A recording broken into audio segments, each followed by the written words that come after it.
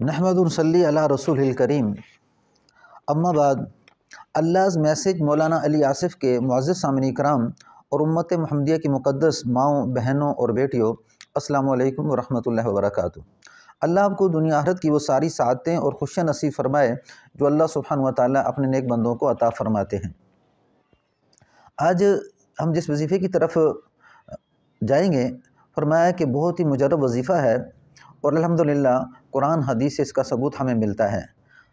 Video شروع کرنے سے پہلے اگر آپ چینل پر نئے ہیں تو چینل کو سبسکرائب کر دیں، بیل آئیکن کے بٹن کو دبا دیں تاکہ آئندہ آنے والی ویڈیو میری آپ تک پہنچی رہے، اور ویڈیو کو شیئر بھی کرتے رہیں اور لائک بھی کریں تاکہ پوری انسانیت کے اندر یہ پیغام پہنچ سکے۔ حضرت نوح علیہ السلام کو جس وقت قوم نے بہت تنگ کیا، پریشان کیا، آپ دن رات محنت کرتے رہے اور محنت کرتے کرتے وہ حضرت نوح علیہ السلام کے ساتھ ٹھٹھا مذاق کرتے تھے، یہاں تک کہ حدیث کی کتابوں میں آتا ہے کہ جب آپ صلی اللہ علیہ وسلم کو حکم دیا کہ آپ کشتی بنائیں تو اللہ تعالیٰ نے یہ حکم دیا تھا، تو اللہ تعالیٰ کے حکم سے حضرت نوح علیہ السلام کشتی بنانے لگے۔ جب کشتی بنانے لگے تو ان ظالموں نے آ کے کشتی کے اندر پیشاب پخانہ کر دیا، اور پیشاب پخانے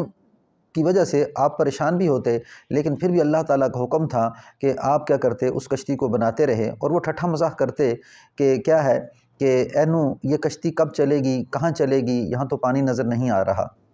یعنی اس قدر تکلیف اور پریشانیاں۔ اور پھر آپ علیہ السلام کیا کرتے کہ امت کو سمجھاتے، یعنی 1 سال 2 سال نہیں، 950 سال تک سمجھاتے رہے اور یہ کہتے رہے کہ دیکھو ایک اللہ کو مان لو، قولوا لا الہ الا اللہ تفلحون، تم کامیاب ہو جاؤ گے۔ لیکن قوم اپنی ہٹ درمی سے باز نہ آئی، اور جب ان کے بڑے دنیا سے جاتے تو اپنے چھوٹوں کو نصیحت کر جاتے کہ اس بوڑھے کی بات کو نہ سمجھنا، اس بوڑھے کی بات کو نہ ماننا، اور اسی طرح وہ اپنے چھوٹوں کو نصیحت کر کے دنیا سے چلے جاتے۔ حتیٰ کہ بڑا عرصہ گزرا اور آپ دن رات محنت کرتے رہے اور بڑی پریشانی اور بڑی تکلیفوں کا سامنا کیا، لیکن جب ان تکلیفیں حد کو پہنچ چکی تو آپ نے دعا کی، اللہم ربنا انی مغلوب فانتصر، اللہم ربنا انی مغلوب فانتصر، اے اللہ بے شک میں مغلوب ہو چکا، پس آپ میری مدد کیجئے۔ اے اللہ میں مغلوب ہو چکا ان کے داؤ سے، ان کے فریبوں سے، اور اللہ یہ میری بات سننے کے لیے تیار نہیں ہے، اے اللہ تو میری مدد کر۔ تو اللہ سبحانہ و تعالیٰ نے پھر کشتی بنانے کا حکم دیا اور کشتی تیار کروائی۔ جب کشتی تیار کروا چکی تو وہ ٹھٹھا مذاق کرتے رہے، تو پھر اللہ نے ایک نشانی بتائی کہ جس وقت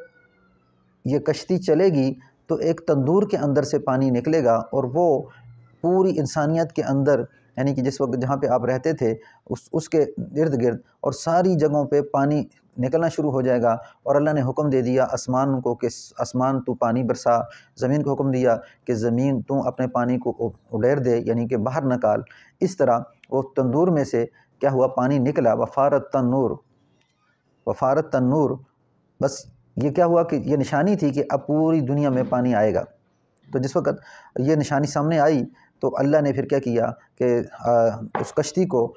حکم دیا، اور آپ نے کہا بسم اللہ مجریہا و مرساہا ان ربی لغفور رحیم، یعنی اس کشتی کا ٹھہرنا، اس کشتی کا چلنا اللہ تعالیٰ کے حکم سے ہے، اور اس سے پہلے آپ نے دعا مانگی تھی، اللہم ربنا انی مغلوب فانتصر۔ تو فرمایا کہ اس دعا کے اوپر اللہ سبحانہ و تعالیٰ نے جو مدد بھیجی، تو فرمایا کوئی بھی آدمی ایسا نہ چھوڑا جو اللہ سبحانہ و تعالیٰ کے ساتھ شریک کرنے والا، اللہ سبحانہ و تعالیٰ کی عبادت